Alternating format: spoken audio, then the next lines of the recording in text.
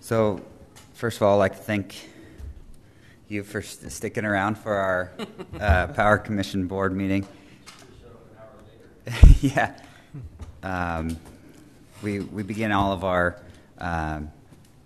board meetings with our opening ceremony, so I'd like to just ask somebody if they'd like to do our opening ceremonies this evening.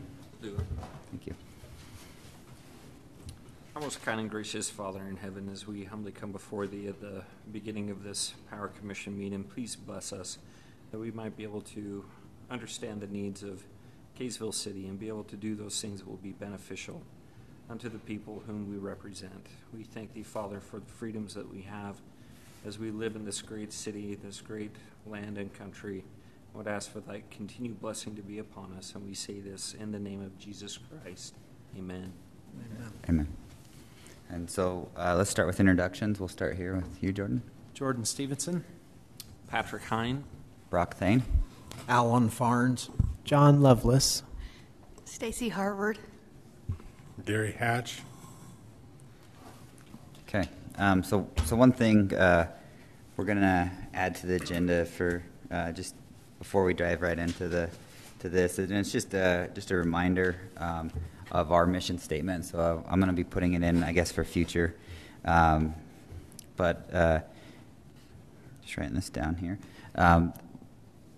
Our mission statement is Kaysville City Power and Light's mission is to provide safe and reliable electricity with superior customer service at a competitive price to the residents and businesses in Kaysville. So I think with that, we got to, experience that this weekend. So thank you guys. I know I seen emails, I seen everything flying. I think that, it goes a long way. The services are very much needed.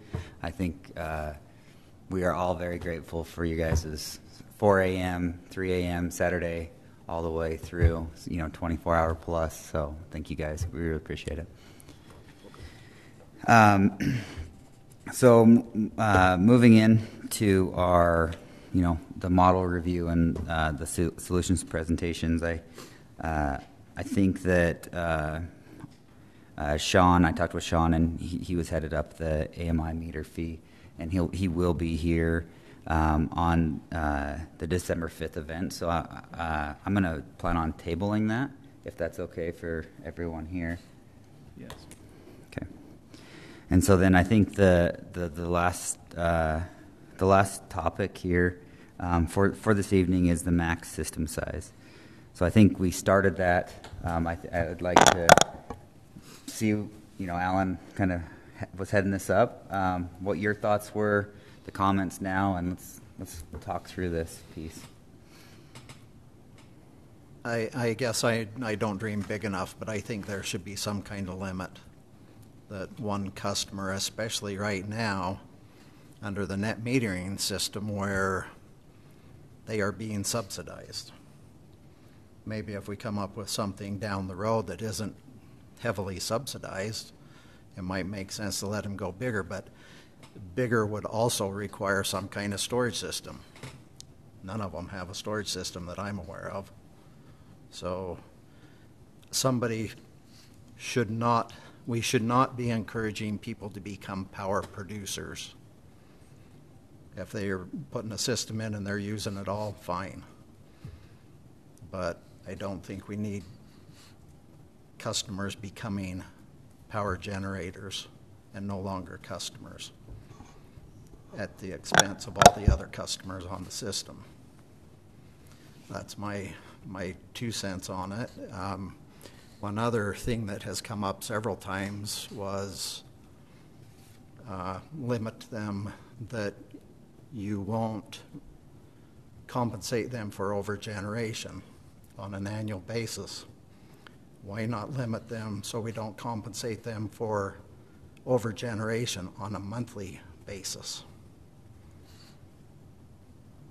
That's how we bill everything else. So why isn't it limited to a monthly max instead of an annual? Just throw that out for discussion. I think I like the idea of an annual one. So you're saying like they would forfeit any credit they would receive at the end of the year. that they would forfeit any excess that they produced after a 12-month period. Well, that's what's been suggested by somebody at the podium a couple of times. So I like that idea. The reason I don't like the monthly idea is solar, you're going to produce a lot of energy in July and August. They're going to be forfeiting. If they size their array for I guess they would have to size their array for their whatever the month is their highest month, and say if it's July or August, then if they go over, they're going to be forfeiting energy during that, and then the rest of the year they're going to not be hardly producing anything, especially in like December, January, February timeframe, because the days are shorter. They're just not going to be producing much at all, and they're really not going to get the benefit of the solar. But in carrying it for a 12-month period, Kaysville has no way of storing their surplus or Right. selling it at a loss. So Well- help me make sense of that. Well, we've already worked the discrepancy into the new rate structure that we're proposing. With the 2-cent difference, we're already offsetting the cost of solar to the utility company. If we continued with a 1-for-1 structure, I would say maybe we've got something there, but since we're already anything that's being backfed, we're buying it for 2 cents less, for 4.6 cents. That seems to that equalizes the numbers, I think. But that's being calculated monthly. So I think Alan's point is still valid. The credit comes in the month, then the month resets, and away we go again. Right, Alan? Am I missing that, or? Yeah, Because we're already billing that's monthly. how we're processing the bill. Mm-hmm. Yeah. So I guess maybe I'm a little confused on the yearly thing. What's happening in a year? Are we just we're just totaling it, and at the end of the year we make it right with the solar customer? Is that what we're doing right now? Currently, we're actually, if a customer has a credit at the end of a year, we're actually paying them like 4.5 cents per kilowatt hour. I think it is 6.5 cents this last year. It's Six and a half cents? based on our prior 12 months our Okay. actual cost. So we're holding that for 12 months and reconciling it. Let's say it's April. I don't know when we reconcile, but we're reconciling with those customers every year. Don't we want to move that to a monthly? Isn't that easier accounting? I like the idea of reconciling monthly, but I don't like the idea of saying, oh, you've now produced more than you consumed, so we're cutting you off. Say I consume a megawatt hour and I produce a megawatt hour, now I'm forfeiting all additional energy I produced that month. No, I don't think that's the way that it works. And correct me if I'm wrong, Alan, but if you produced more that month, you would be paid for what you produced. But if you didn't produce more, you're just a common citizen like everybody else. Right. Am I missing something? Well, the comment that was made was, don't pay them for their overproduction, but that was on an annual basis, which means their surplus, all of the surplus that they generate in spring and fall gets applied to their consumption in July and December, January, February. Oh, okay. Well, then I'm actually with you, Alan, because we have no way of storing that power. Why are we paying for it later? So let me just jump in, because I think going to the maximum system size, I think what we're trying to achieve, right, is incentivizing a customer to stay load side of the meter on their production. I think that, and Bruce, you might know this, I think that unless we limit the kW or kilowatt hour, I believe for FERC regulations, I believe that we have to pay something. I don't know that there's a value, and I think that we've defined that value.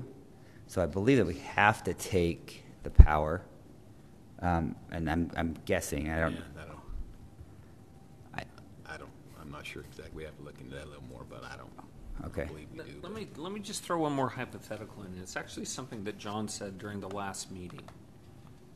Let's say I have a system that will produce 10 kW. Okay, but for whatever reason, this is all hypothetical. This isn't going on the books. Kaysville decides, okay, you can only backfeed the system 7 kW. John, in answer to this question, is there a device that would limit how much I can backfeed the system? Space heater.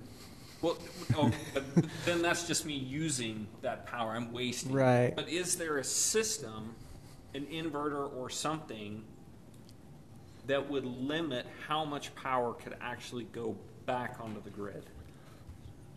Short answer is there is. Okay, short answer is there is. So now we get into this hypothetical situation of me, John, customer, saying, well, look, Kaysville, you shouldn't be able to limit how much power I can take from the sun. And I agree with that. If it's my property and I want to cover it with solar panels and I get somebody to sign off on it, that's my business.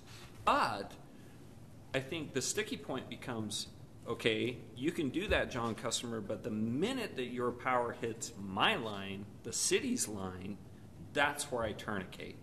That's where we're coming for this maximum system size, correct? That's what we're trying to avoid, is all of this excess power coming back onto the grid. Do you see what I'm saying? So if by chance I have an array that does 10 kW, but I have a device that only limits 7, I'm still within Kaysville's rules. Nobody's telling me how much I can produce or capture or waste, but I can only throw so much back on the system. That's why we're trying to limit this, right?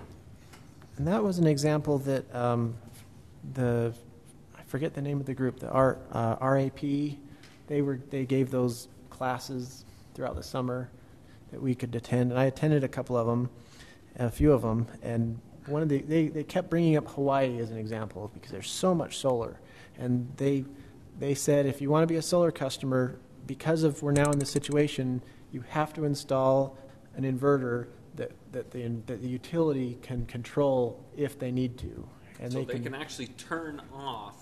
They can throttle back their inverter. What's yeah. coming onto their line? Correct. Okay. Well, And so I think to that point, the other point it would be that you'd have also grounding transformer requirement. So this kind of goes back to how do we study, all these currents coming onto the grid. But so in my mind, and correct me if I'm wrong, there's 2 ways that we would put a max system size on this, and that would be kilowatt hour usage and kW usage, right? Demand.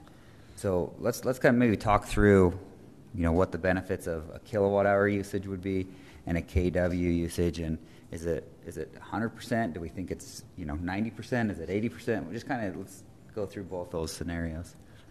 I think the biggest risk to the integrity of the grid would be kW, because that's peak, like real-time power usage. And, I could have this ridiculously large solar array, and I may have battery storage with it, but it's the amount that I'm backfeeding that's going to affect the cost structure of this. So I really like the kW, basing it on the kilowatts size of the array. But we're paying them for kilowatt hours. And do we want to turn customers into power producers that are selling power back to the city at present time at a subsidized rate? Well, if we're only buying it from them for 4.6 cents, is that big of a subsidy? Because that's about, what do we sell it to on the open market when it's in the middle of the day? It's like about 4.5 cents, isn't it? So if we're buying it from them for 4.6 cents, that we're just kind of like saying, okay, here we go, and we're not really losing anything, we're not really gaining anything. So I think we've already got that discrepancy adjusted for just in our rates. I suspect it's less than that, isn't it, Bruce? Depends on the day and the market. Also, one thing we need to look into this a little bit further, but I was told today I was at a UAMPS meeting, and I kind of asked him on, because I talked about, how much you let on each transformer capacity, They said that the IEEE standard is 15% of nameplate rating on a transformer. So 15%. 15%. 15, not 50, 15. 15%. 15%. So, And the requirement, once you hit 15%, is a control device to disconnect. And the issue you have is it's typically a grounding transformer. And so if you're stacking your parallel and your currents and those types of things, and you go past 15% and you don't shut it off, then that's when you have those issues. So that's Rocky Mountain Power's requirement is after 15, you're putting in a grounding transformer that they can control. but then that's what I mean. Currently, we don't have any of those standards right. in place. So, So what you're saying, tying this to the max system size, you would say your recommendation may be instead of tying it per kW or kilowatt hours, it'd be PV penetration on the line? well, no, that was just another portion of that. We need to address both those issues. Okay. I'm gonna Well, put it See, at, I'm still coming back to how much goes back on the line.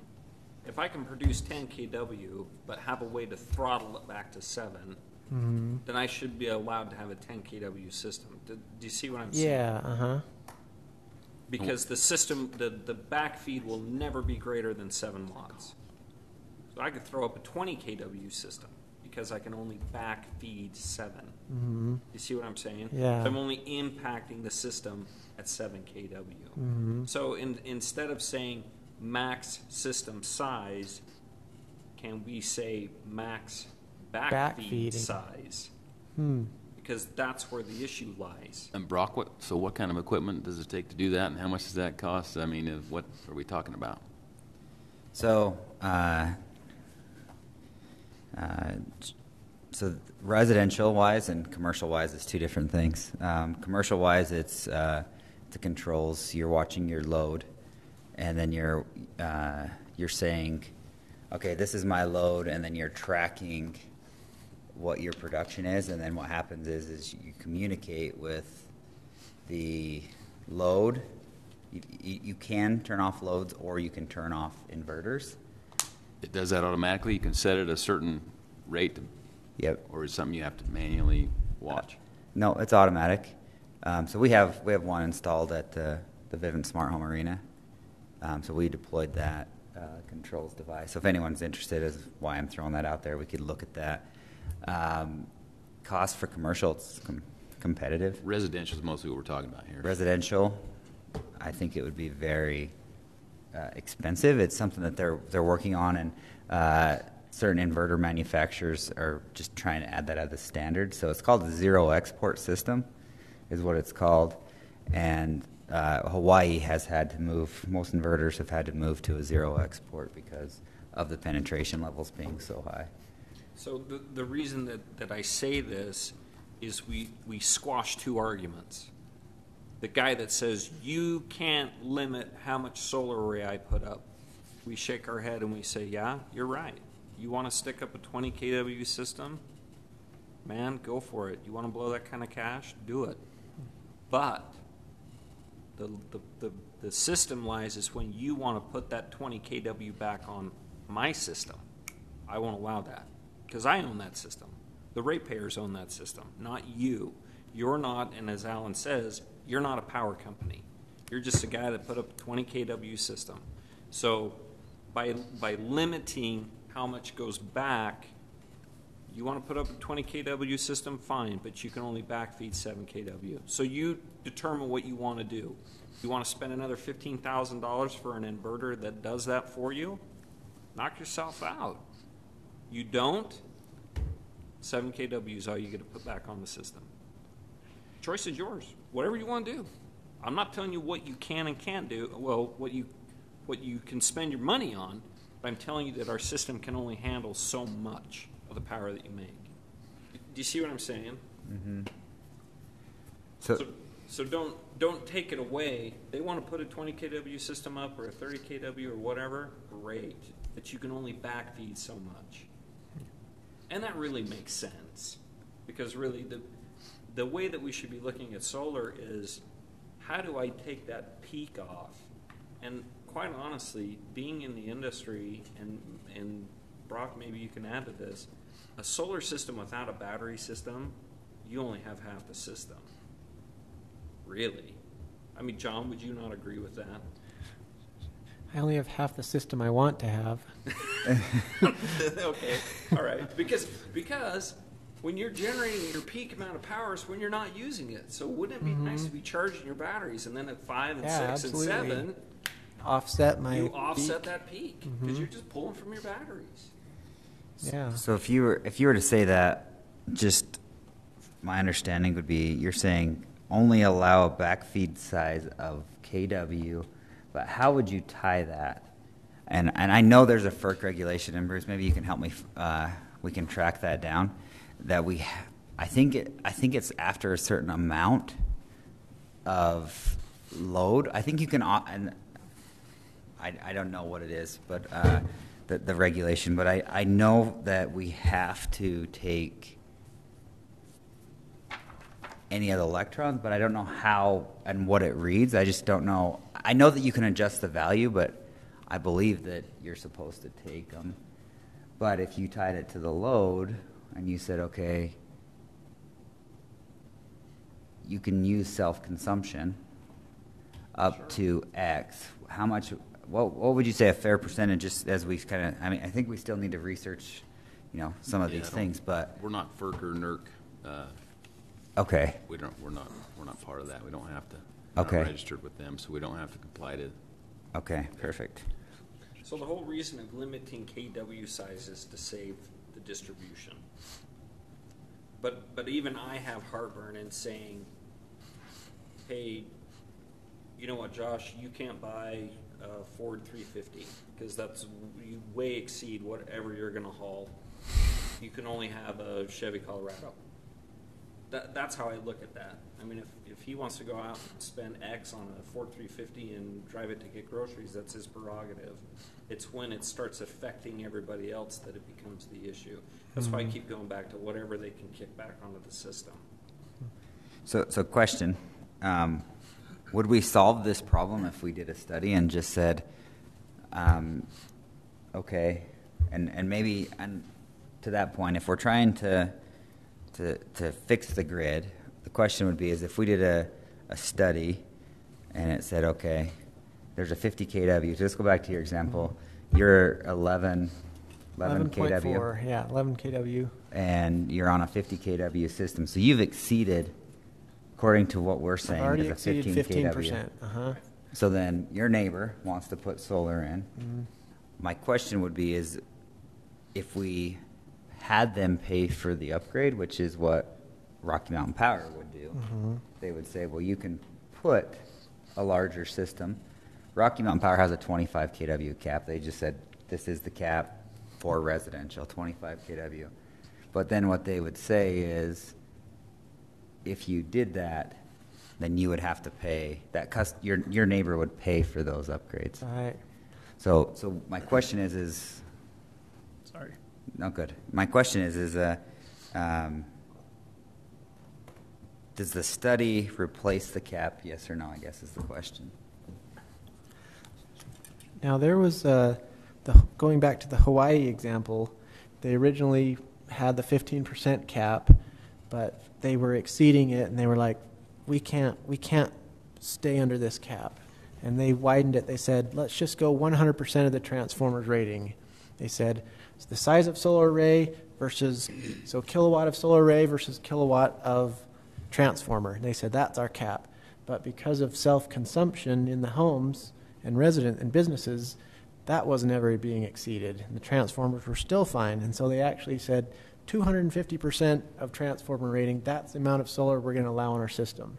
Now, that was based on the Hawaii's model. Their usage patterns are probably totally different than Kaysville City because they've got more commercial and more air conditioners running all the time. So their self-consumption is going to be higher, but that's what Hawaii, their utility decided upon was solar cap is based on 250% the size of the solar of the distribution transformer. But the caveat to that was putting a system that the power company could tourniquet. Yes. Because for perfect storm, I think it's 75 degrees outside, nobody's running air conditioning, and all the Right. solar panels are producing power. Mm-hmm. Now we are up to 400 or 500% onto the system. So we have Right. to shut them off, right? And that part came a little later, the tourniquet Well, system. Yeah. But they had to go to it, that's what I'm saying. Yes. So once again, if John Rapayer wants to put a 20 kW system up, knock yourself out. But you're also going to have to invest in the infrastructure to protect Kaysville City's distribution center too, because you're not a power company. Right. So if I understand correctly, we have two issues, right, on a cap. We have a distribution and the infrastructure cost, or the infrastructure itself. And then we have the other issue is that it's not a utility. Currently, we are refunding. So if we were just cutting the credit, per se, let's say, even if it is on a monthly credit, and we just said, monthly, yearly, right now, what I'm saying is how Rocky Mountain Power regulates the overproduction is they just say, we're never going to pay you back. We're just going to say, whatever your bill is, we can go down to $5, and at the end of a year, they just never send the check out, right? They just wipe it clean. Mm-hmm. So the question that I have is we have the distribution system and we have the production. So what is our goal with the cap, I guess, is what are we trying to achieve? My understanding of the cap is to protect the system. So Okay. we can continue Right. to provide reliable power. Gary, wouldn't you agree? The reason that we would cap anybody from producing power, putting these huge arrays up, is to save the distribution system that's in place. Right. Yeah, that's what they talk. That IEEE, like I say, that 15% is that's down to distribution transformer level and the circuit level too. And then if you let them do whatever size they want, then that's going to limit future customers from being able to do it once they get to those caps. So it's only the and this is why I ones. say, okay, if you want to go a bigger system, that's great, but you can only put this much back onto the system to allow your neighbor the same thing. So with that model, my question is if we upgraded if John's neighbor upgraded the transformer, are we okay with them putting a 100 kW system on a residential, just as an example? And I'm being extreme just because. Well, somebody's going to want to try and do it. Yeah, I'm going as far as I can on the other direction. Yeah, that's not that extreme. If you're holding to 15%, you get two people with 15 kW systems, and you're already over it. So the third guy's not going to be able to do it. I'm already over it with one. I'm Yeah. 7 kilowatts. 7 kilowatts is all that you could push on a 50 kW transformer. No, If it's a that's what I 10 was saying. kW We're talking transformer, about 100. you could only do 1.5 kilowatt solar array. So let me flip it and say financially, if I was to say to you, okay, I need you to upgrade my transformer to 150 kW. 150 kW transformer, which is roughly, I don't know what a 150 kVA transformer at this point in time. You're $28,000 to $3,000.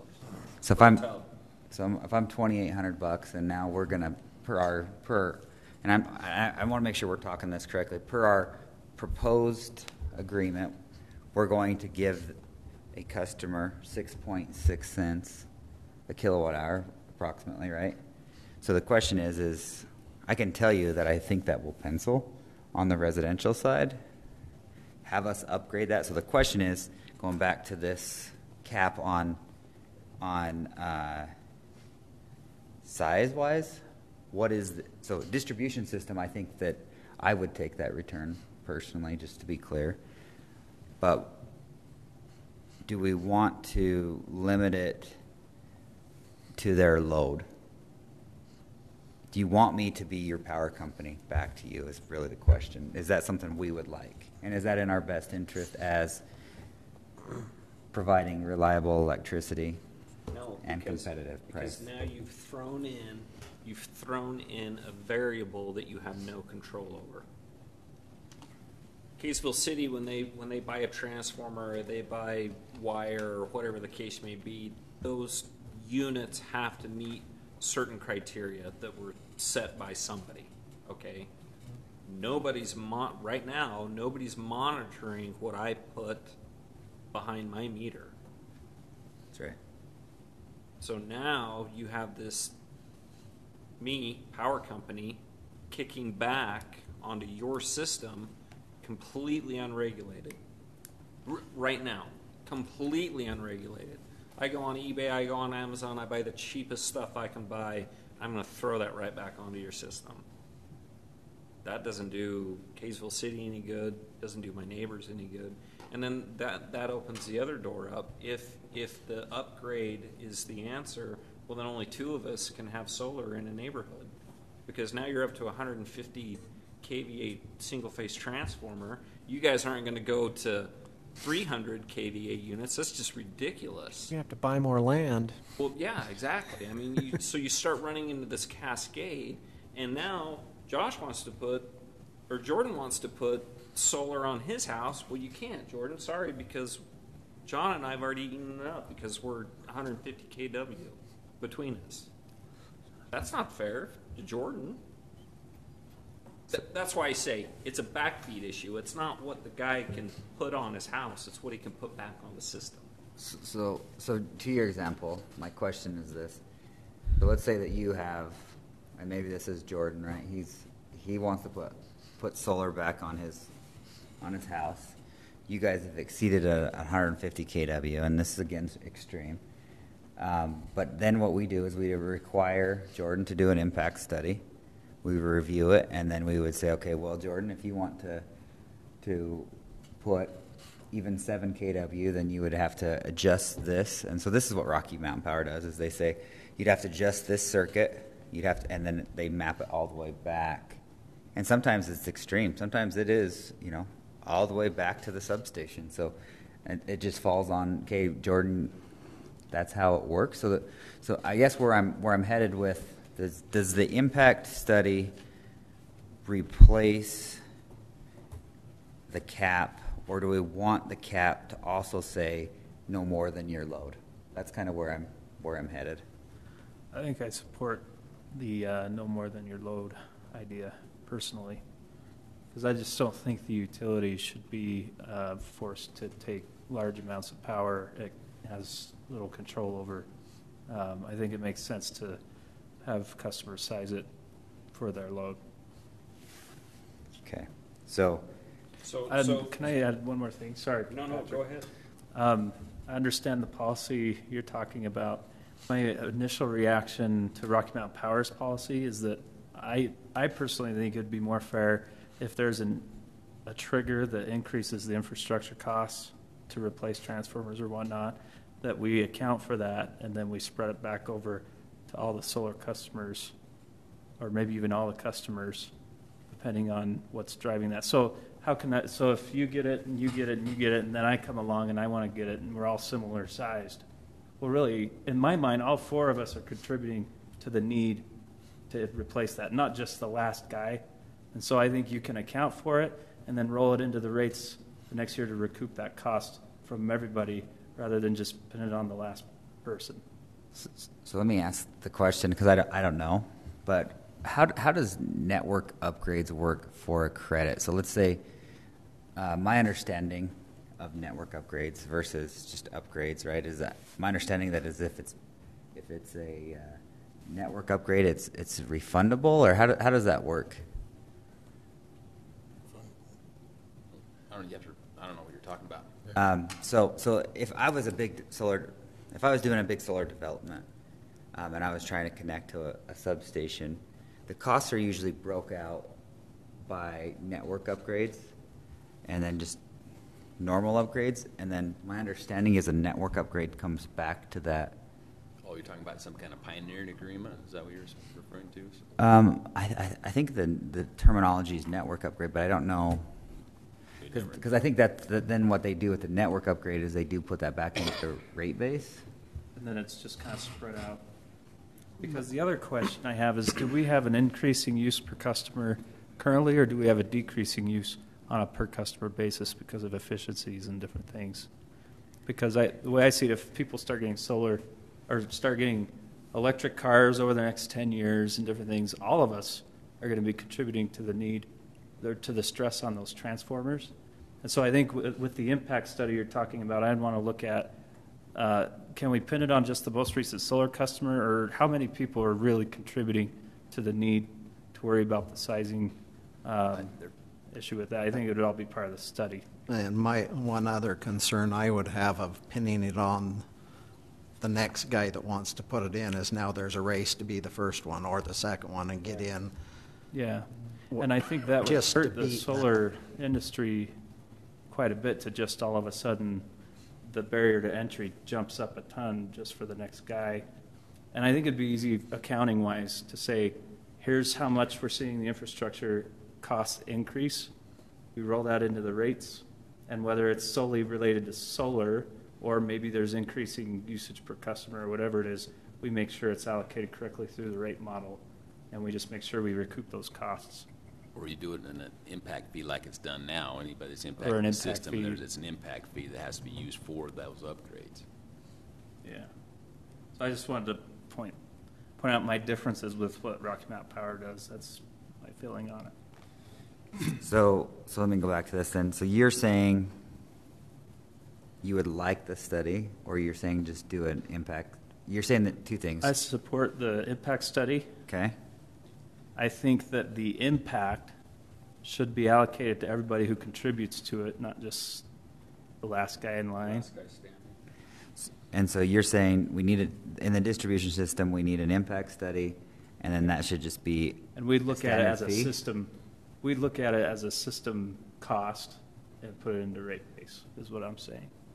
Okay. And then the second thing I'm saying is I support limiting the size to whatever makes sense for that customer's load. And so it could be 7 kW if you're an average customer, or currently, I think that's what it maybe higher if you can show your load justifies it being higher. So would you say a percentage of kW or kilowatt hour? I think KW makes sense, just based on what John brought earlier, And residentially or commercially? residentially. Okay. But you do it commercially too. You do KW commercially as well. Well, and can you set limits based on KW and KWH? Good question. Think about that. See, I don't mind saying your max system size is solely based upon what you can consume. Because the end game here isn't to produce power producers, it's to produce power efficiency or get on and off the system, right? We're not looking to make smaller power plants. We're looking to become self-sufficient. Well, self-sufficient isn't putting anything back on the system. It's keeping everything that you make. So we go in with a study and we say, okay, John, you've got 4 Teslas and a battery pack wall and this and this and this. We can see where you would use 11 kW. You come to my house and I got a toaster and a Harley Davidson sitting in the garage. You're limited to 5 kW. Do you see what I'm saying? Because I can't show where I'm using it. I just want to be more self-sufficient. Does that make sense? Mm-hmm. And then in the future, if you happen to Well, yeah. upgrade to a Tesla electric car or or- whatever it is, yeah, then- you come then- back to the city And say, look. show them your load, Yeah, get it's more solar. changed. It's Yeah. changed. So it's not set in stone. No, it's at the initial. How That do I like. I actually like that. how do you show me your load currently? wouldn't you stick an AMI meter which show load? Like yeah. you could monitor a guy a 2 or a 3 month, and maybe that's bad because depending on the 3-month cycle that you're in, I mean, you could be using a ton of power or not. I don't And know. you can tell now by kilowatt hour, and you know you can tell what their load is. So This is a tricky thing to figure out, this study, because I could be gone in the middle of the day, and my solar array is just producing a ton of power, and it's back feeding almost everything. And then I come home, and say it's dark when I come home, and then I plug in all my electric cars, and I'm using 20 kilowatts, and the solar's not. And it's like the worst case in both scenarios. I'm using a ton of power, but it's at the wrong time. That's why I think the meter would track it and say, this is what you use, this is what you consume. Because we're all looking at consumable. So let me ask this question. So do we need to, kilowatt hour and KW I think is a good thought. I need to think through a little bit. But the question would be, do we leave the current? I mean, have we had anybody complain about a 15 KW maximum today? no, Is that the current? 15 KW That's is the current. cap. Is Yep. the current. Uh-huh. How many of those customers are overproducing? a lot of them. Well, yeah, That's because my point. because On what's a monthly happening is basis. they're not using when it's the middle of the day, and so those I know. 15 But- kW systems are just freaking But sharp. they've oversized their system for their annual consumption. Yeah, Correct. They are That's where the power problem started. producers. They are no longer customers. Right. And to that point, do you feel like it's because we're paying them? And if we said you can just do your usage. So if we just said your usage, KWH, is all we're going to give you. That's what Rocky says, right? Is all we're going to give you is your usage. Does that solve the problem of that we're having with actually sending you checks mean on out? a yearly basis like that? We're still being their battery every day. Putting kilowatt hours on when we don't need it, and then them using it. Right, but according to the model, right, Schedule A, we're saying value-wise, we're just going to give you a derated rate. We're going to know. We're going to give you 6.6. But what I'm saying is with a 15 kW cap, do we have the main issue we have is that we're having to cut checks for customers? Is that No, that's not because it ended up being this last year. We had such a bad winter that was only like 3 people that got paid. okay? But the problem is those people aren't paying anything every month, but besides a $5 fee when there's a cost of being connected to the system. So everybody else is subsidizing them. That's the problem. We're being their battery and their bank that. So we can't store. for new customers going forward that oversize, they're going to be paying a lot more into the system because they're going to have the 2-cent difference. They're not going to get 1 for 1. They're going to have a bill no matter what. Yeah, but does it truly offset what's happening to the system? So I'm all for a cap on the system. Mm-hmm. And if that means that we just draw a line in the sand and we say, look, you can have, unless you can show the city where you need more than 15 kW, the line in the sand is 15 kW, the end. Then I'm fine with that. In fact, I probably should be more ratcheted down. I think I'm more in favor of the power company comes out and says, well, let's see what your load is. Okay, your load is 4 kW system would do you just fine. So that's all we're going to allow you to put back on our system is 4 kW. You see what I'm saying? Mm-hmm. So, and maybe that's the cap, is the individual user is the cap. We have a cap, but we're going to come out and study it and tell you what we find. So what about this? And I'm just throwing ideas out. I think that AMI is going to solve a lot of problems, is what I think, right? And I think that cap's going to adjust. The question would be is if we don't have a problem with the 15 kW cap today, I think there is one problem with it, but should we adjust the 15 kW cap? So what I'm saying is leave the 15 kW cap as is, because we haven't had complaints as far as the kW size. Require an impact fee or impact study that says, well, I come in, it's 15 kW, and I have a situation where it's 4 kW, then they need to size down, or impacts, here's the fee, and now we need to bring that into rate base, which we need to talk about. Right.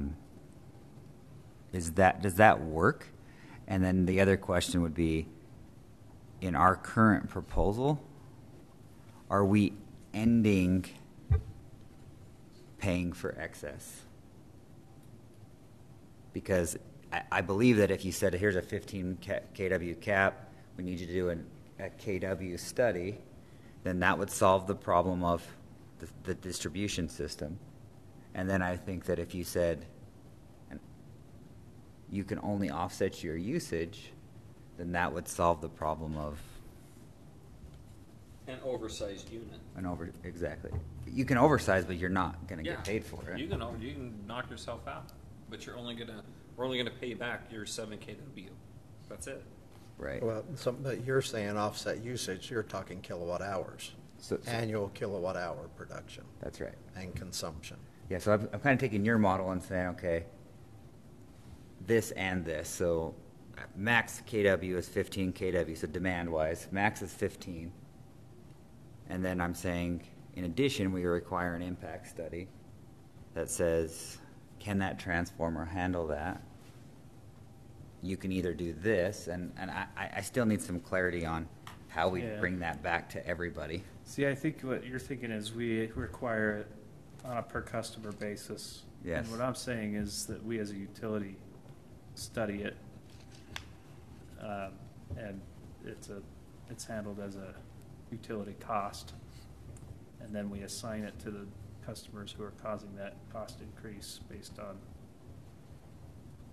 So explain that to me. So let's go to that same So scenario. I would come to Bruce, for example. We'd look at 2019, maybe I'm going forward ahead, and I'd say, we're going to do this rate study again. And where do you expect costs to be in 2019? And we look at financial statements, and then Bruce says, well, we look at 2018, and we're seeing we're hitting up against this transformer limit, and I've got to go out and replace these transformers. And I say, how much have we had to replace? And he gives me the cost. And we look at how much is growing in 2019, and we know we're probably going to have to replace more.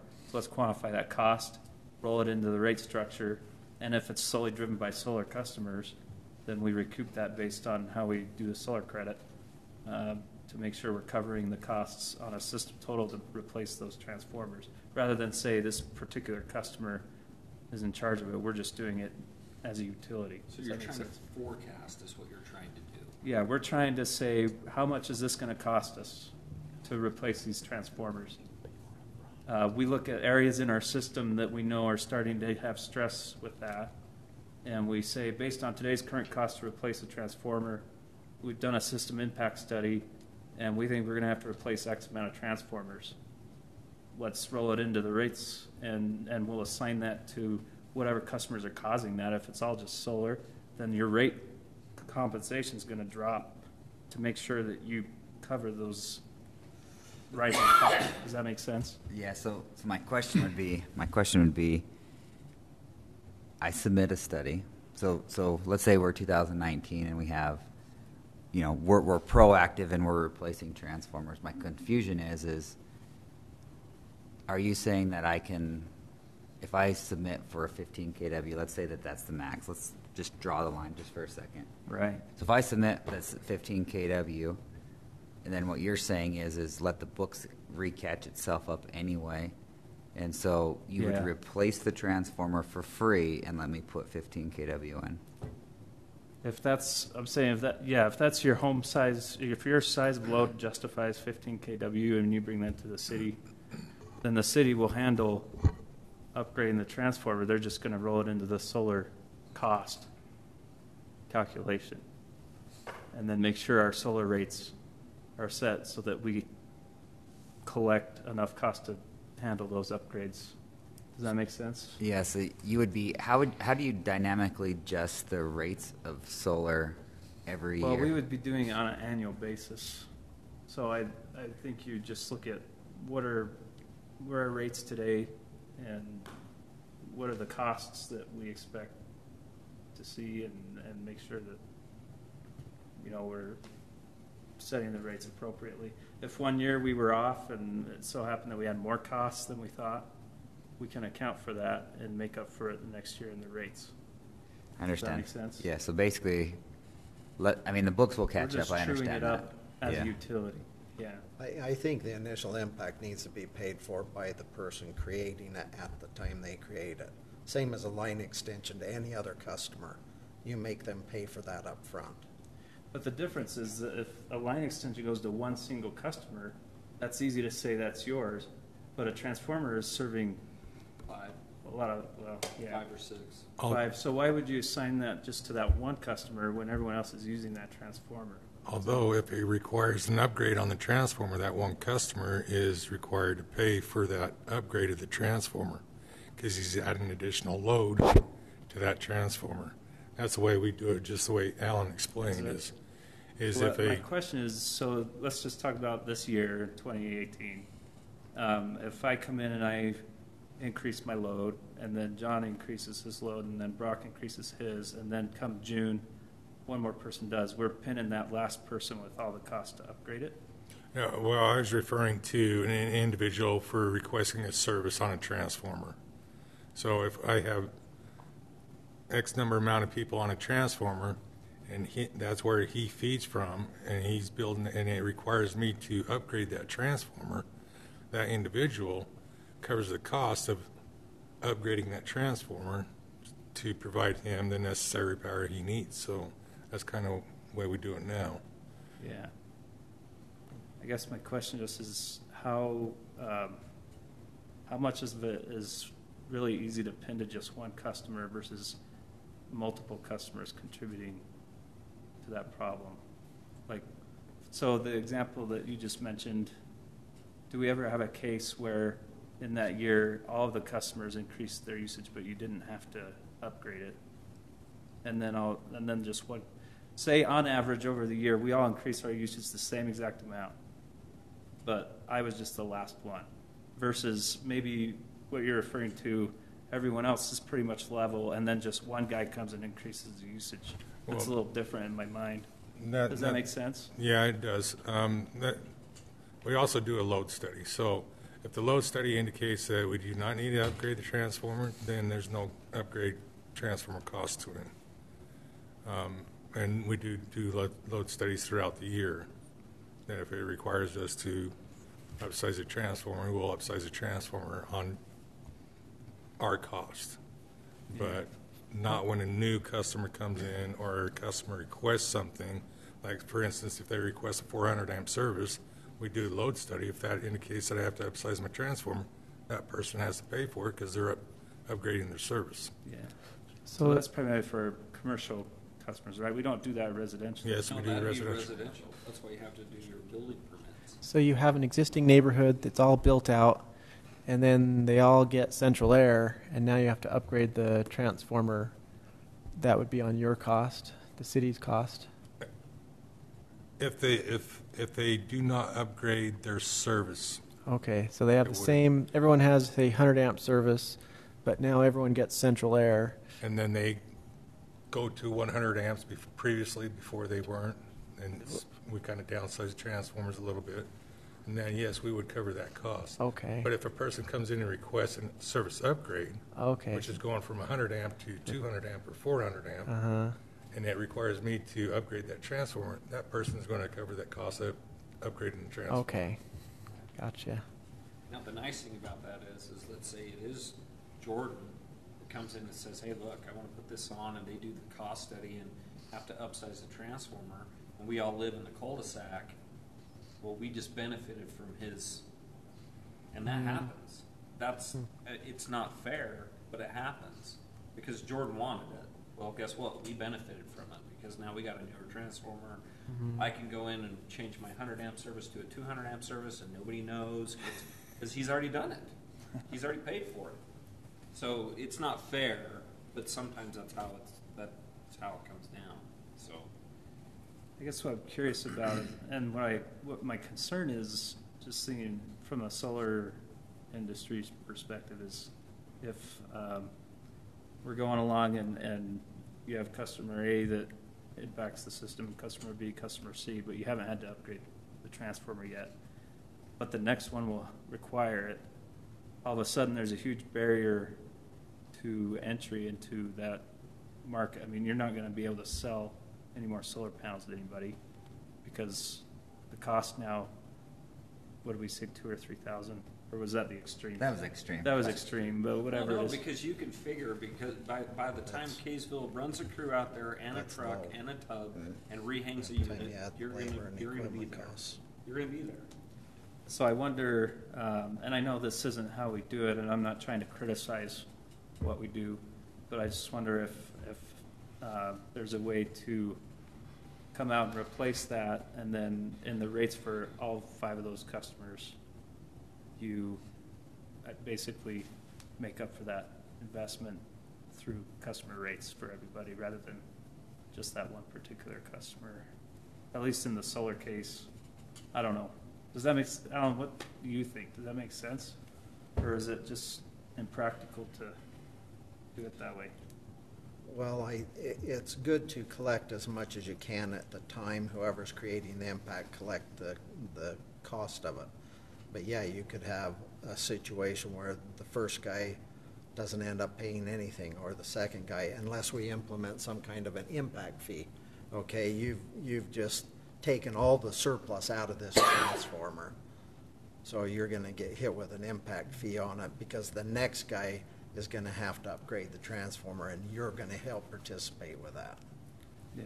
Maybe you come up with some kind of an I mean, it seems like fee. with a little bit of analysis based, I mean, you can look at the growth and you can assume there's a trend of growth and there's more solar coming on, and look at where your transformers are. I don't know how easy it is to analyze all the transformers across the city and see where there's stress happening.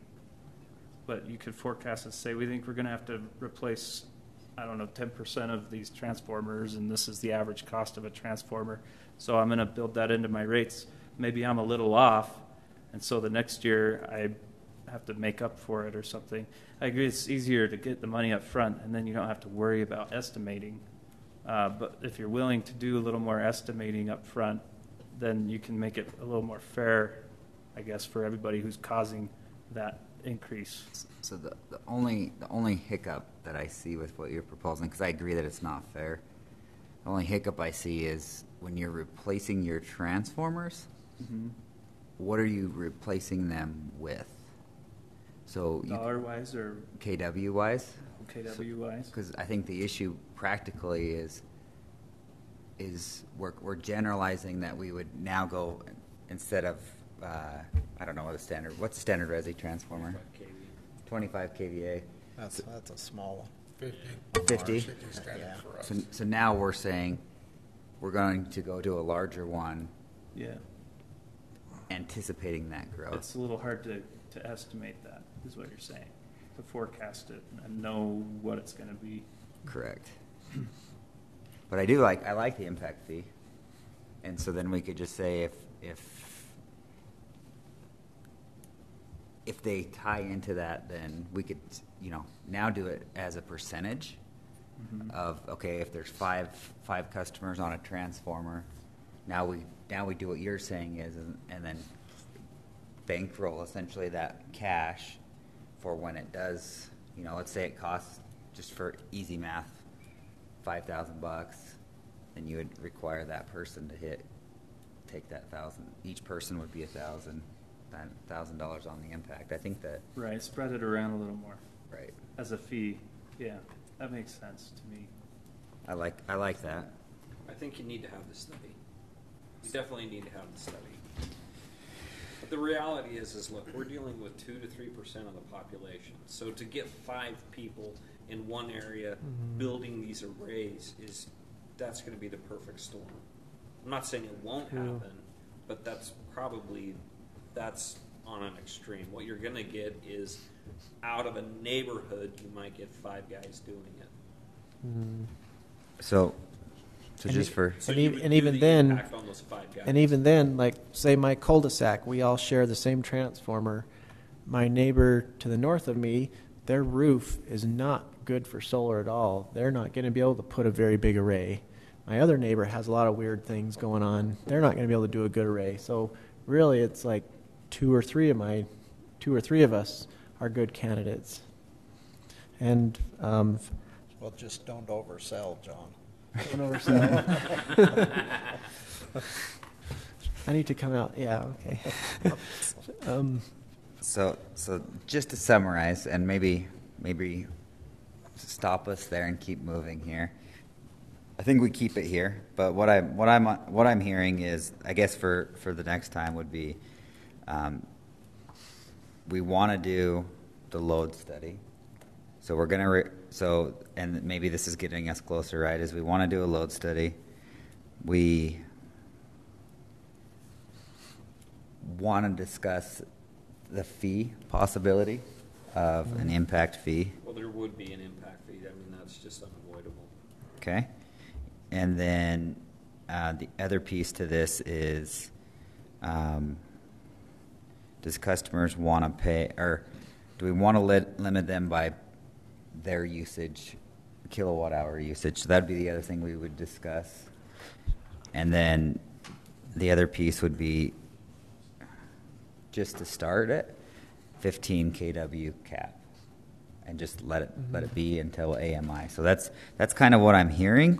Is there anything else? If I was saying max system size, 4 things that we're going to do, is there anything else that we want to maybe vote on next 2 weeks from now?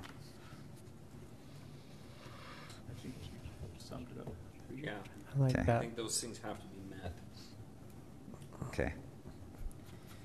I just to throw one more thing out, I wonder if peak power consumption would be a good, it's almost unrelated, but it would be a good approximation of array size, of peak array size.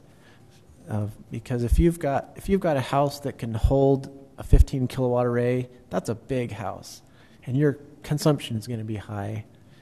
And and it's most common to have them on the roof, but I guess people could put them on land and elsewhere. But I wonder if that is an accurate guess on array size peak. Is just once we get the AMI system in, we can look at peak power based on that meter and go, okay, your peak power for the last 12 months was, this month, this much, this month, this much, this month. And They're probably setting their peak when they're not generating full generation out of their solar. so it's, excuse me, sorry, they are totally unrelated, I agree. But, excuse me, I wonder if it ends up being accurate after all, or at least approximate. And I think that with AMI, I think We'll get some answers. we'll get some answers. So Yeah. if it's okay, I'd like to push that sizing to the AMI and keep 15 Keep 15 there it's at. keep 15 kW unless someone comes back with a reasonable, Okay. hey, no, 15 kW is not going to work for this reason. Then I would say 15 kW. Do we want to vote on that tonight, or? No. No. I would say Bountiful's limit is at 10, and we have a lot of customers that are overproducing for their usage. Okay. And ours is limited to 10 kW. Okay. So I would think you've got more overproducing I than. tried to keep it down to 10, and they had enough solar people there that pushed it up to 15 to make. Yeah, and that's profit driven. It has nothing to do with the customer usage or customer load. It's all, let me sell as big a system as I possibly can. I never would have gone up to 10. But and I'm going to just write 15 kW and 10 kW. I'm just going to question that if we say that we stop paying customers for excess, then the It question will would, self-regulate. would that self-regulate? It would be my question. Yeah, you would no longer incentivize overproducing. If their overproduction I guess is we better wiped verify clean. that we are not required Yes. to purchase their surplus. Yeah, So- I don't know that for sure. Doesn't Rock? Oh, We're go one ahead. of the very few that pay you back. Def- So you lose all your credits. You know, Rocky Mountain Power, everybody, you lose your credits. Yeah, and Rocky Mountain Power, don't they donate it to low-income housing? They donate the excess that people have forfeited.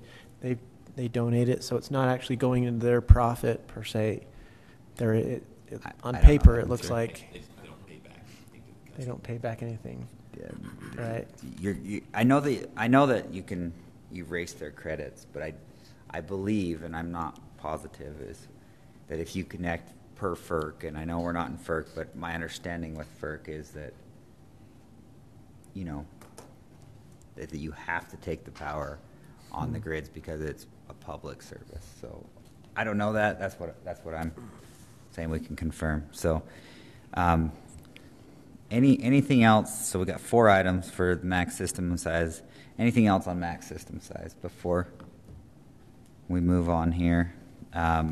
If you look at the discussion items, so we have the annexation in Kaysville, and I'll try to prioritize. So if you guys can maybe just put comments on, hey, I'd really like to move this one up or this one up. I just put them all on here. We should do the annexation because we have somebody that's waiting to present too. So Okay. when you're ready, Shane was going to do it, wasn't able to be there, but he forwarded me kind of what he was going to say. So when you're ready for that, Okay. You want to do it today? Okay. yeah, let's just Power through. ready. Let's do it. We're ready. Like I say, Shane was going to be here, but he wasn't able to stay this long. Sorry, Stacy. Anyway, so this is what Shane sent me. So we have a potential annexation in the northeast corner of our city, and the applicant has requested that once they annex, they stay on Rocky Mountain Power. Even though it's probably possible to work out an agreement with Rocky Mountain Power, we as a staff believe that, and it's always been this way, if you annex into Kaysville, you take all of Kaysville's municipal services, which includes in Kaysville the power. So if you're in Kaysville, you're served by Kaysville Power. That's the way it's always been. It's just not written down in black and white. That's just the way that we've always operated. So the City Council will ultimately decide on this issue, but we believe that a recommendation from this body would go a long way. He says the applicant is also present, and it would be appropriate to hear from him in this regard as well. So we'll turn the time over to, I'm sorry, I forgot your name. I've met you a million times. Matt. It's good to see you again first.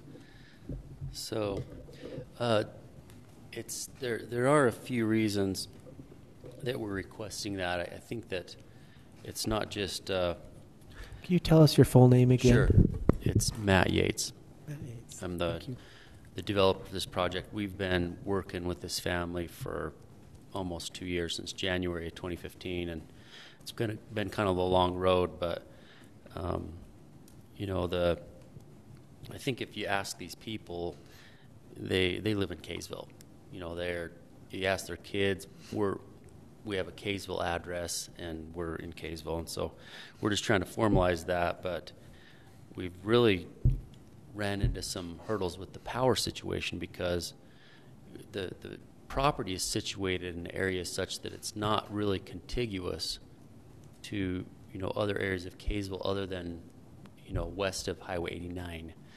And so we analyzed the cost, and we got some pricing from the city to bring power to the site, and we did get that number, but that's not the only cost that's involved. I think that was somewhere around $78,000 if I remember right. Do you remember that, Bruce? 68, 78.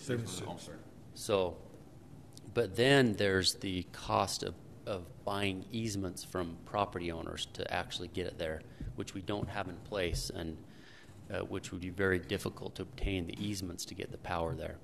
Whereas Rocky Mountain Power is already there, and there's 4 homes that already are existing on their power, and a few of them have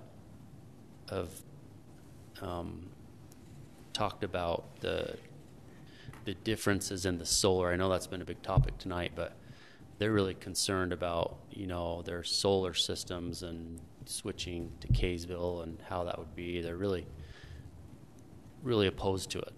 And so then there's the cost of, I guess you have to buy out Rocky Mountain Power's infrastructure. They already have their stuff in place, and we've tried to get some costs from them, and they've been hesitant, and they want us to pay a large fee just to analyze what the cost would be to buy it out.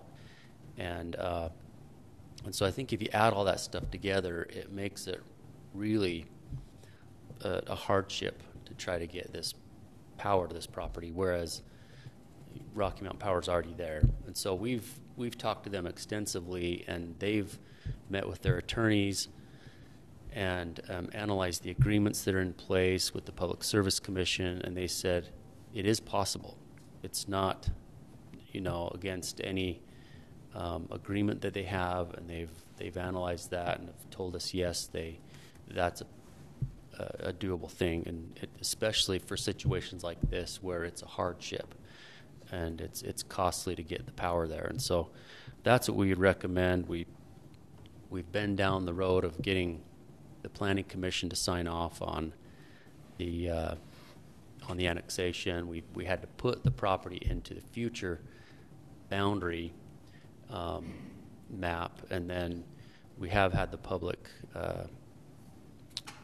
hearing, and now the only thing that's left is a vote for the actual annexation. And so this is kind of a big thing that hinges for us in order to get this property developed. Water is another big thing, but we think we've got a good solution for that. So make sure I covered everything. While you're looking at something, let me ask Bruce something. Right there, I'm assuming this is right at the top of Crestwood East and north, north. Yes. You have a line already going across Crestwood servicing. There's a line right there, the water tank right there, the three-phase No, line. I'm not water. I'm talking power. No, I'm talking our three-phase power line stops at that water tank where.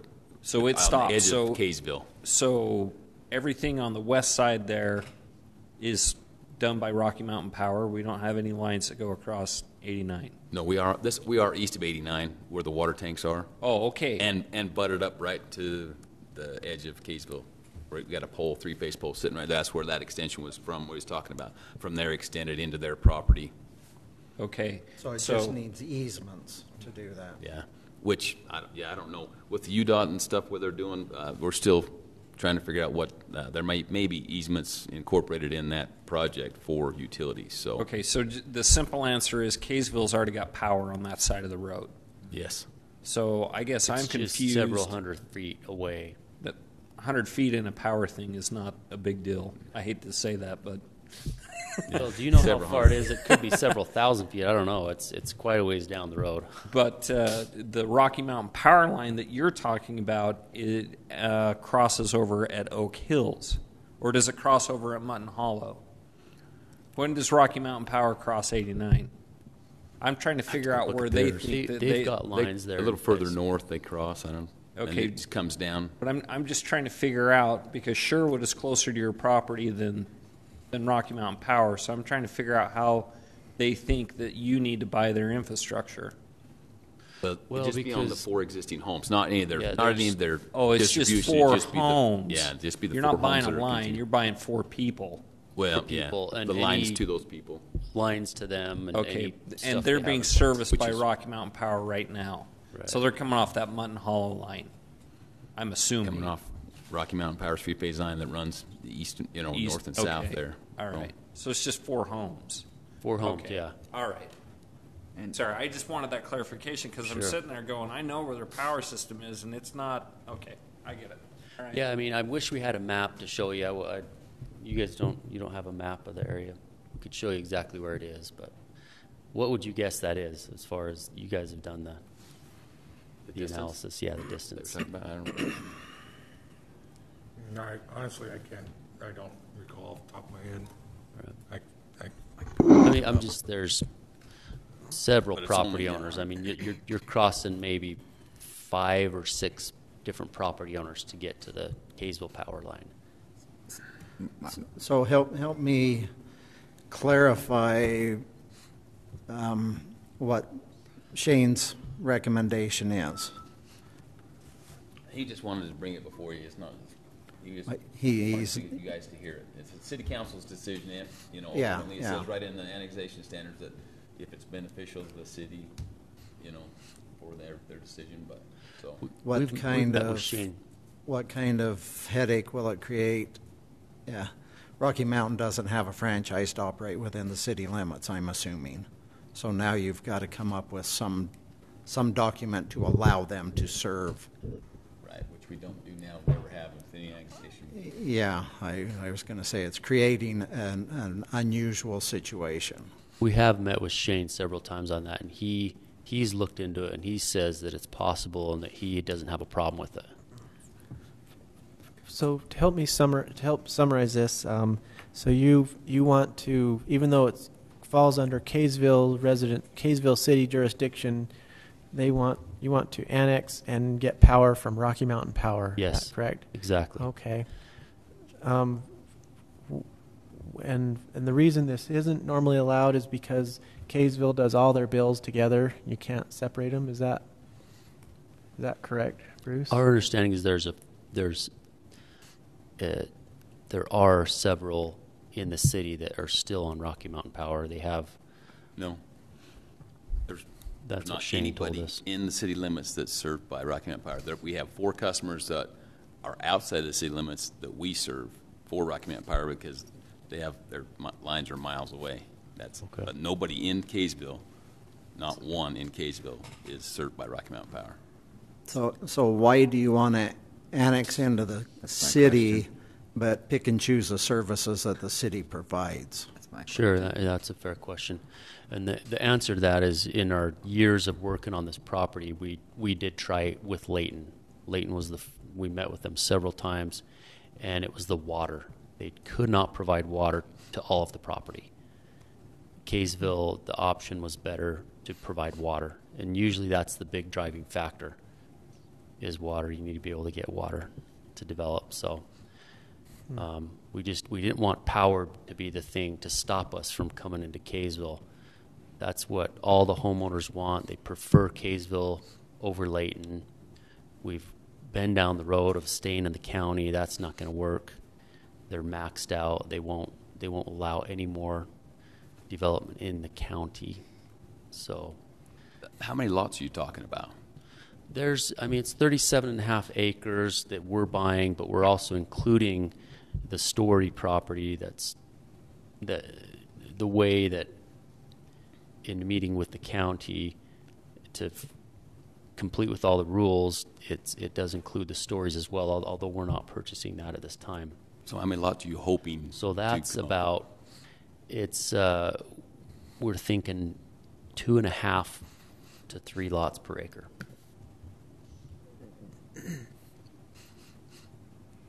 with? How many acres you say total? 37.5. So, Somewhere 80, around 100. 80, 90 100 lots. homes. Like 100 would be tight. It's a big Three. neighborhood. 3 per acre, you're just over 100. Yeah. You get 100 lots. Of course, there's other costs too, but just for the extension, it's only $760 per lot. Mm-hmm. I can't imagine the cost for Rocky Mountain to come up with the value of their facility serving 4 homes is that big a deal. I think also you've got 4 people that don't want it, and they're resisting. They would prefer to stay with Rocky Mountain Power for whatever reasons they have. Some have named solar. Others, Are they current solar customers? one of them is. Another one's talked about getting it. So I don't know. We haven't gotten to the details of their reasoning. I'm not I'm not as educated as you guys are So on power. are they the people that are selling this property? No, so is how it works is in order to annex, these people are in the county right now, these homeowners. And for us to get the property developed at all, they have to be included. So they have to come into the city with us. So we fulfilled all the, there's a certain percentage of them that have to sign the petition, the annexation petition. And we've got the necessary signatures to annex to Kaysville. So that we're just talking about 4 customers that are live-in homes and 2 large parcels of property. And I think the thing that I would mention, and maybe, I think there's a couple ways to think through this, but in my mind, just being candid, right, is I think that it's difficult to say, okay, we want to be part of Kaysville, but we don't want all the services. So I definitely feel that way, personally feel that way. Mm-hmm. I think that the thing to remember in the power rates is, with those 4 customers, let's take the solar piece off the table just for a second. So those 3 customers, our power rates are lower by approximately 15%. So they'd actually be getting a discount because we don't have to pay the, taxes, and we don't have to pay, a profit. So I would say that our rates would be lower for the 3 customers. The city has told us that, and we've told them that, exactly what you said. We've explained that to them, that it should be a better situation, and I don't know what it is. In fact, that, it seems to me that what I heard is the service is better with Kaysville Power, that they've come a long way, and, so. And then I think the other, just living in the development world quite a bit, to be honest. If you have approximately 100 customers and the extension fee is, $100,000 approximately, isn't there like a bond that you could just pull, like you would, if you're going to put a concrete, if you're going to put your civil upgrades anyway, you typically would put that into a bond and then do what Jordan was mentioning earlier, right? And then redistribute that to all the customers. So the impact would be roughly $1,000 on per, and I'm just making the assumption that there's 100 homes, but it's $1,000 per home. So kind of show me how that's a resistance to market with a $100,000 fee. I think that it has to do with, it's all of it together. It's not just that. If it was just that cost alone and we had to write a check to bring that power over, it could probably be worked into the development and just absorbed. But, when it's the homeowners, they have, their stuff has to be bought out, and maybe you guys have a better idea of what that number is to buy out current infrastructure. And we've heard that they charge a lot for their old crap, and it's 30, 40 years old. And they will. I don't know. The biggest impact is going to be the delay. It's going to take a while to get them to give you a number and then to actually schedule the changeover. Yeah, it has. We've experienced that already. That it's really hard to get them to call you back even, and so we've been pushing for a number, and they've been resistant to give us one. But it's also, I think, aside from that cost and buying out the infrastructure, it's we don't have easements. There's no easements in place, and to go get 4 or 5 homeowners that don't want to give easements to us, to get power to this site, is this property undevelopable because we can't get Kaysville Power to the site? That's my question to you. So I'd be curious, if we had, and this is just something that maybe I'm assuming, Bruce, you guys know better than I do, but if the city council voted that this is in the best interest to annex this into Kaysville City, then I would be under the same assumption that you could use the, eminent domain with right-of-ways. or this would also be in the best interest to help you get the easements, but You can, but that's kind of a last option. right. So there is options, is what I'm trying to say on We've been right away. told that eminent domain is not an option for that. Are these the 4 homes to the north or the 4 homes to the south? To the south. So it's that little Christmas, Yeah. Green Ridge Christmas trees, those 4 guys. Those guys, yeah. So who is supplying the power to Crestwood growers? Rocky Mountain Power. Okay, so we don't cross the line there. We have nobody on that side of the street. No. We do. So we have Auto State so on we that go side. up Holmes Creek and Webb Canyon. Is that where we're at?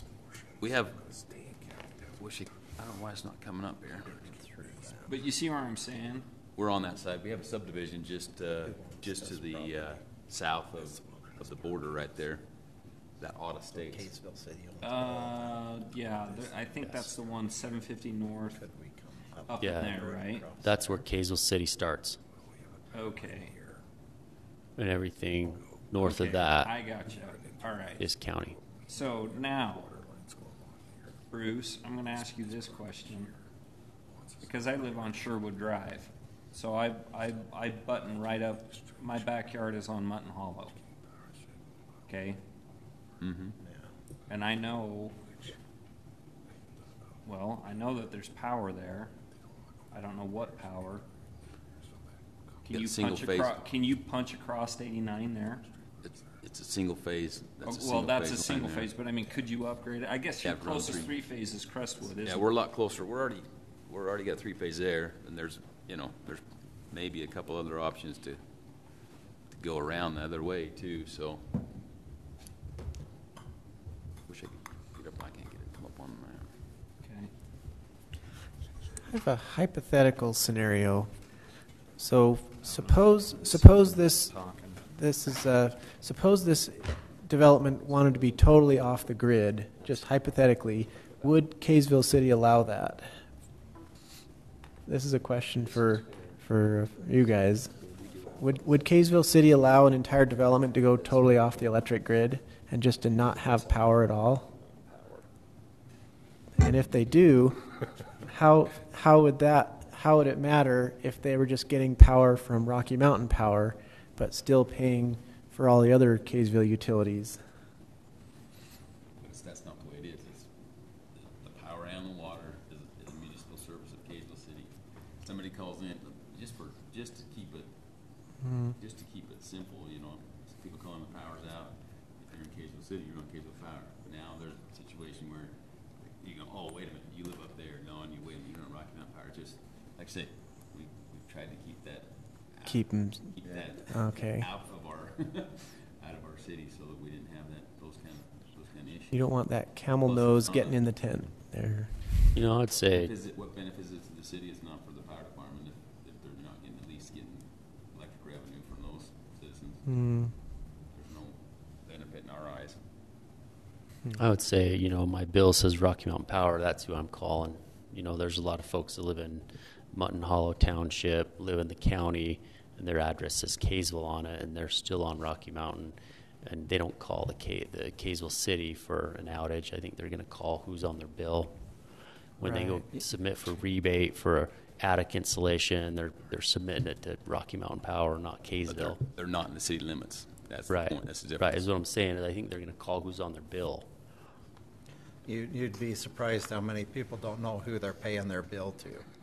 Just they put on We auto pay get and calls in Bountiful from all over the place. really. Yes. I think Even as far away as Kaysville. Yeah, it happens.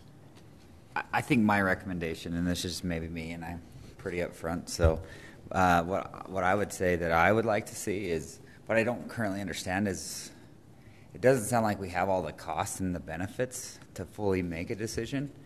And so, what I would suggest, and you guys feel free to jump in, would be track down the Rocky Mountain Power estimators. It sounds like, on one hand, it sounds like you have a good relationship with somebody, and then on the other hand, it says like maybe it's the lawyers that you have a good hand on, conversations with. But on the estimator side, it sounds like there's no cost there, right? So I currently. Well, it's just they want a bunch of money to get the cost. They want $2,000 to do the study. Yeah, they want an appraisal to get that. You're developing 100 lots. Right. $2,000 spread among 100 lots is peanuts. Sure. We wanted to come here first and ask you guys and petition, these and see if we can just get this these questions answered first. Yeah, If your answer is to go pay for the appraisal, we can do that. It would just be nice to know what the benefit, in my view, right, would be what are the benefits to help us understand some, what is the resistance? And again, our job here is to, and I'm just going to repeat it all the time because it kind of brings us back to it, right, is to provide reliable electricity with all of our customers and at a competitive price to all of our residents. So keeping that in mind, none of us are saying no, but I would like to see personally would like to see what is the benefit and why would we extend that offer, and what is the impacts to this mission statement is what I would suggest. I guess if it all boils down to just, say the costs are off the table, how are we going to get power to this place? How do we get it there is my question. I don't know.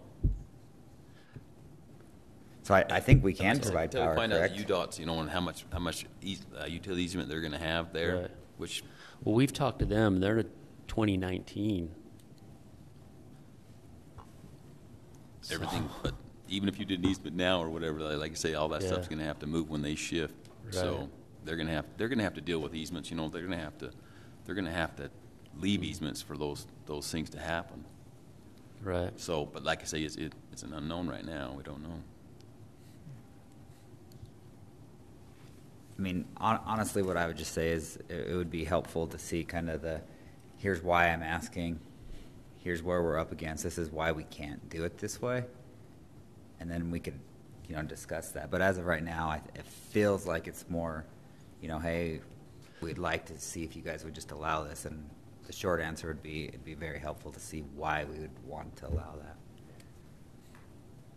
Okay. So I would say that, if I understand you right, you're asking me to go get the appraisal done, find out what that cost. But what about the easements? I mean, I guess that's where we really feel like we're jammed up because, why go pay for an appraisal and then, get a number from them when we don't have easements to get power to the site? And I'm not saying that's your problem, that, it comes with developing, but it's something that it seems like the easiest fix is to just let the people that are there stay on their current power. And I guess what I'm saying is I don't have all the data me personally don't have all the data to say, oh, I agree with that, right? It'd be nice to have, here's a map, here's what we're talking about, here's the 4 people that we're looking at doing, here's the cost, and here's why, and, Are you just talking the 4 people, or are you talking the whole development? Well, yeah, the whole development, because it's getting power to the site. But my understanding is we can provide, so this is where I think it's not clear, right? My understanding is we can provide power to the site for $68,000. Is that accurate? 76, but what he's referring to in the way I proposed the first cost estimate was it's going to run into property that are not going to be incorporated into Kaysville City, that they're unwilling to give any easements whatsoever, correct? Right. So I believe that's what he's referring to. Okay. So, I mean, someone discussed maybe if there's a conduit that goes under 89, I mean, we're open to other options, but we've met with these guys a few times, and my understanding is there's no easements in place right now to get power there. And there are several property owners that are in the way, between this site and, because it kind of goes 89, then this site, then the county, then Kaysville City. How far up on the mountain can you guys go? I mean, can you run a line across the Fire Ridge? And then back down into the property? Back down, but I have been informed that they would not like to see an overhead power line going Okay, over there. so let's go underground. I know that becomes his problem, but let's go Costs, underground. yeah. Oh, I know what the costs are. Okay. It's 3 times, but nobody sees anything, right? Yeah, that's a possibility. I mean, so To bore under 89. Is that what you're no, saying? no. What you would do is where Kaysville already has power over there, they would drop and they would trench a line into your subdivision. But that, once again, if we go in the Wilderness Park, So you see what I'm saying, right? oh, I definitely do, yes. Because we're here, right? Well, down by 89. Okay, so we about that by extending. Right, and these are the guys that don't want to sell it, because we're trying to get into this parcel, right? So, do we own this? Right, we own this property, correct? Right. So, yeah, what if we build a line right through there, and then underground right through there? Yes. I mean, who owns this? Stories on this piece. But Stories is part of the deal, right? They're part of the annexation, not part of the development. Oh, we lost it. We lost it. But you see what I'm saying, I mean, I do. it's doable. It's doable, but once again, as you stated before, costs. Underground is 3 times overhead. Exactly. Go over it until we get to Stories. But if you only have to cross one property, you're maybe 200 feet versus, I don't know, trying to bore under 89, that'd be a pain. Well, they'd never allow it. Although, State would never allow it. just for the record, we would have to pull new overhead wire in the Wilderness Park. So we'd extend that line clear over to the north portion of it, but then where Bruce is pointing out with his hand, it looks like. Well, we definitely have to pull in 2 more phases, rebuild that, so I can get 3 phases to that subdivision. Sure. Yeah, we have a single phase line going down this way But then we also run into issues there where Bruce's hand is, we have water lines in there. It's a very tight area with the water lines. I do not know if they'll allow me to even go in there to set poles or get that close to their water lines, so. Right. Whose reservoir is that? I believe it's Weaver Basin. Okay. So that's another issue. And then I the thought other, that was Kaysville City's. no, Kaysville City's is over a little bit further. Oh, yeah, maybe it is. I don't know. That's water department. So the red line isn't a line, it's just the boundary. That's the boundary. We Yeah, end that last green dot, correct. kind of, Or, yeah, a little bit. right there where Bruce's hand is. Yes. Our single phase line ends right there. Yeah, but it would, I mean, let's be honest, it wouldn't be that hard to go to a 3-phase line. No. Right, 3 phase on the other end. That's all. But then also in the Stories place, there's certain restrictions where he wants us to go to, and I don't even know if that's doable either. So Right. Okay.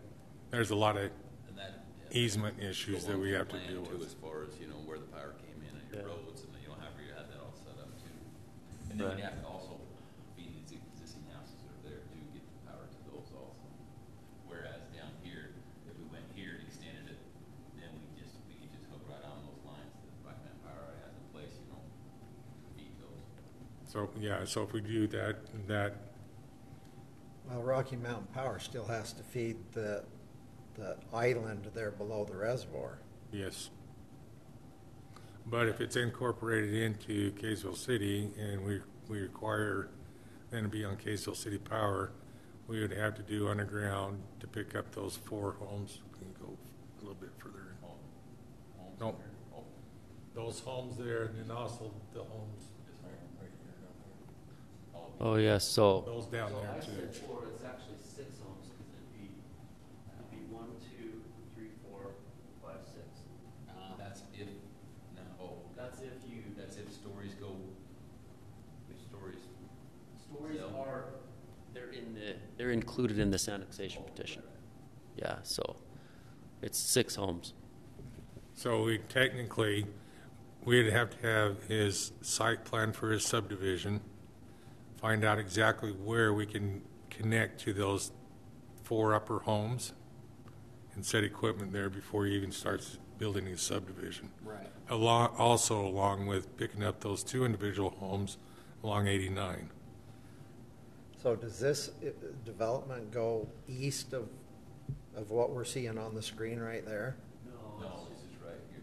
That's just this line here. Goes right there. That's This is Layton here, and so it goes right there. That's 37 acres. Yeah. This is Frost, that's Stewart's.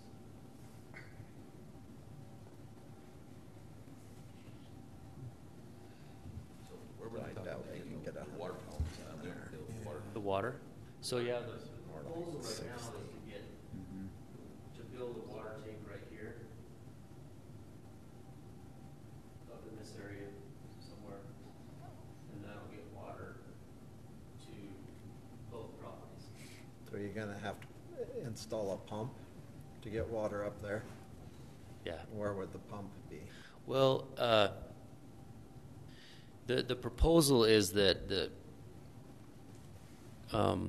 the city already has that storage facility right there. UDOT is relocating one of them, and I think they've got plans to put it somewhere else. But the proposal was we would participate in a cost of, adding an additional storage facility up in that area. So is that a covered reservoir or an open reservoir? That's Open. So It's that's open, but- not culinary then, that's No. irrigation. But their culinary site is further down, but it's close enough to 89. So you're gonna have to have a pump there to get it up to the upper reservoir. Right. There's a pump there now, but Oh, okay. but yeah, that's what they never told us either yet. If they want to pump up there, we'd have to run a 3-phase line up there also. Well, if it's just a reservoir, you just pump from down here up to it, so you've already, That's all coming out. That tank's coming out with UDOT's expansion. oh, Tank's okay. going away. They're not relocating it then. I don't know what the water. Okay, well, Yeah, it's a relocation. So I'm just trying to gain a little perspective in my mind about the harm or potential cons of to Kaysville customers of allowing the Rocky Mountain Power entrance into the city. And I'm thinking our current policy's been in place for a while, and it used to be that our rates would also help to fund other general functions of the city, right? And in that world, it makes sense to me that every resident of Kaysville is getting benefits from the utility rates because it also funds the general fund. Where currently, it's kind of a new realm because we limit the utility revenues to utility functions now, right? So all the other city functions are completely independent. And so in that realm, I'm wondering if you could help me understand what are the risks to current customers with making an exception to our policy. there is still a 6% franchise fee on sale of power, sale of telephone service, sale of gas that the city collects. So, but we won't collect that either way, right? If they're Layton residents, we wouldn't collect it. No, if they were in Layton, no, but if they're Or I in mean, Kaysville, if they're Rocky Mountain Power customers, we wouldn't collect it. we should, if they're in Kaysville. So is that a differentiation? I mean, if they were on Kaysville Power versus Rocky Mountain Power, are we losing? No, they're electrical customers within the city. The city should collect a franchise fee on it. Right. Not sure if I understand. Like I said before, Kaysville, municipal services of Kaysville include the Power. Right. That's where it is. And that's one benefit there is to get that little bit of electric revenue. But if we're not serving them any service, we're not incurring costs associated with those residents, right? Well, that's how you fund street maintenance and whatever other services the city provides. Through power rates? Because that's what I'm saying. Through is- the franchise tax. That's how you fund the city's general fund. That's partially it. There's property tax and franchise tax. That's If they're funded. Rocky Mountain Power customers, would we not receive franchise tax? I don't know if that can be arranged or not. We haven't done it anywhere else in the city, so I don't I'm know just what. curious. I know on Questar or Dominion bills, franchise tax is included. Yeah, and they deal with every city in the state, so they know how to do it. This is something Kaysville hasn't done yet, is allow someone else to serve power in their city limits. So it's something you'd have to work through. And I'm just thinking through what the cons are to our customers and what the risks are. Well, the cons are to future developments. Do you want them all to, well, I want you to provide this service but not that, and this and not that, and now you open that door for everybody to pick and choose. I agree.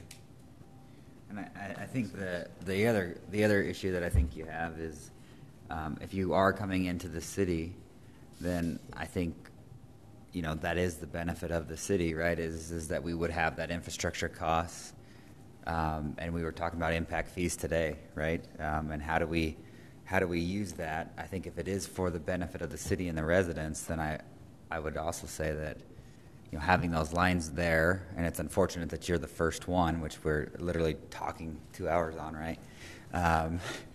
Is exactly what we were discussing, but according to how we work it today is you as the developer at this piece would be, per our rules, right, that we have today, you would have to take the burden of that cost as a developer. Yeah, it's just, I think that's the unfortunate thing about this location, this property, is that the water works better in Kaysville, the power works better in Layton.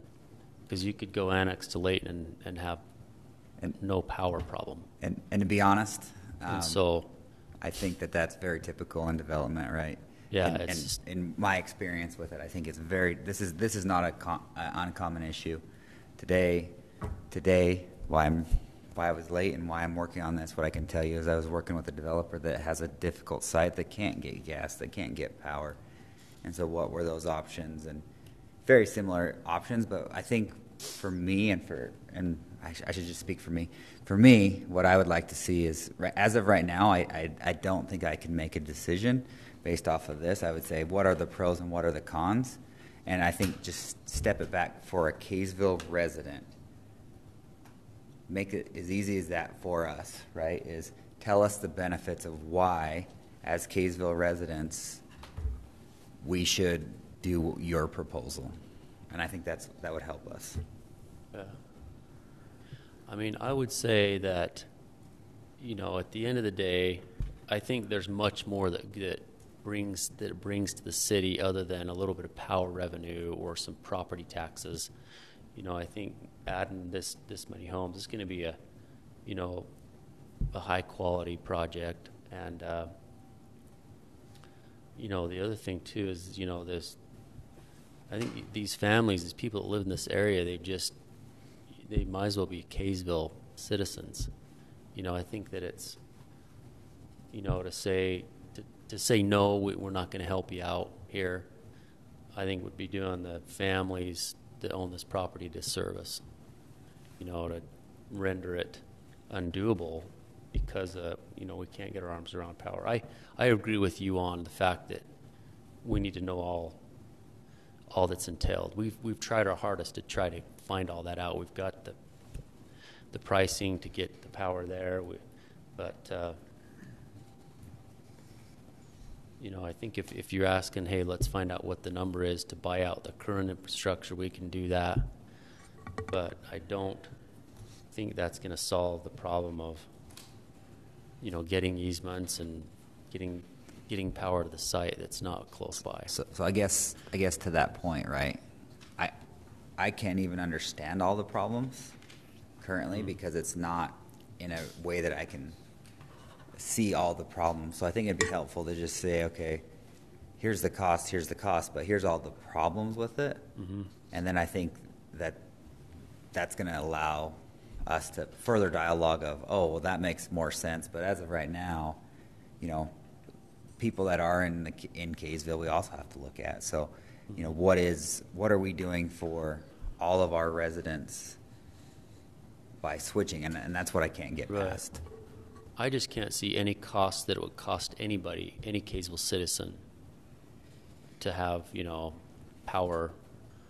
So I think showing us that is a key, right? Right. I think you pick this power board, and you pick the purpose of where we started was, our whole purpose was we got a study that didn't have all the data, right? So I think all of us eat up the data piece here. Mm-hmm. And so I think if you could just provide us the data that we could look at and digest, I think that's what we would need to, and that's me at least. I don't know how everyone else feels, but I think if we had the data, it would be very helpful to understand what you're up against. Okay. I think also we as a power board have shown there are solutions that you could have Kaysville Power brought to that property, and it's just going to be costly. It's going to cost $700 per home, but that is a solution, and to stay in Kaysville and to keep Kaysville Power. So I think in that sense, a $2,000 study is pennies compared to $70,000 running a new line.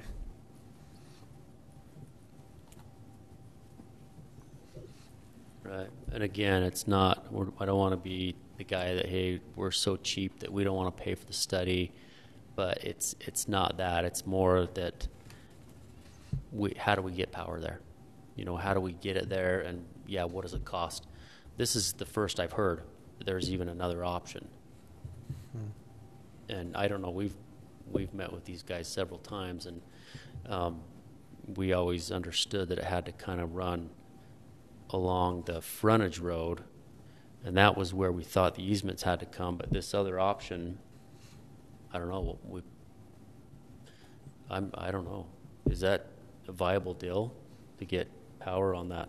Once again, upper end. I don't know. We run into the same issues you're running into is easements. If we're allowed to go in the easements or not. I don't know that question yet. Okay. That's just something that was brought to our attention last week. Had not had the time to reach out and see if it's even doable.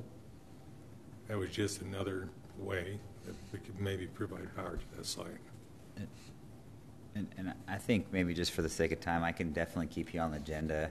You could just let us know when you want to be back on the agenda. But unless anyone feels different, what I would say is, we're definitely interested. We want to do what's right. We want to do what's right for the Kaysville citizens. We're going to follow the mission statement. It's published. So if you can tell us, follow that mission statement and do a presentation, I think that would be helpful. But if you're okay, just for the sake of time, I'd say, can we just revisit this?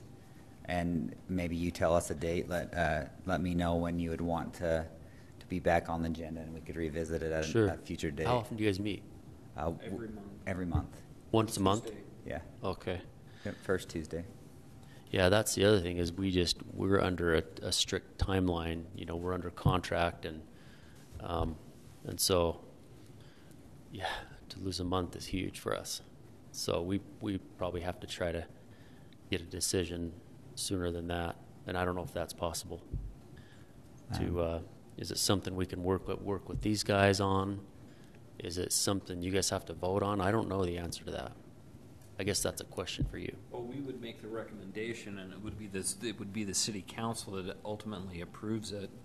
The unfortunate thing is if you're looking for an answer right now, the answer is if you're going to be a Kaysville citizen, you're going to be Kaysville Power. That right now is the way it's sitting. Without any other information, it's kind of our hands are tied because there's no precedence to do it any other way. It's easier for you to tie into Rocky Mountain Power, but sometimes we don't get our cake and we don't get to eat it too. Okay. All right. Well, thank you for your time. I appreciate it. Yep, thank you. Just what I would say is, if we, as we go through here, if we want to just restructure some of these priorities, I'm not going to read them all, but if there's any, just let me know and I'll add them here, and I'll pull off some of the others that some of the feedback that we received. So with that, let's move into the approval of minutes. I would entertain a motion for someone to accept the meeting minutes. I'd second that. Are there any? Did someone make the motion? Oh, I'll make the motion. Then I'll second that. Are there any questions to the motion? All in favor? Aye. Aye. Aye. Okay, call the public. Thank you guys for sticking with us until a little after 10, and we're going to turn the floor over to you guys. I was just late coming to the open house. Okay, so with that, I'd entertain a motion to, Let me make one more suggestion, that we get a calendar put together for at our next meeting for the next year, so we can all. that's a good idea. There's a couple of dates, like the 3rd of July, that may not work well, that we will want to shuffle. So maybe if we can have a calendar put together for next year. That's a great idea. And then I'll make a motion that we close. I second that motion. Any questions to the motion? All in favor? Aye. Aye. Aye.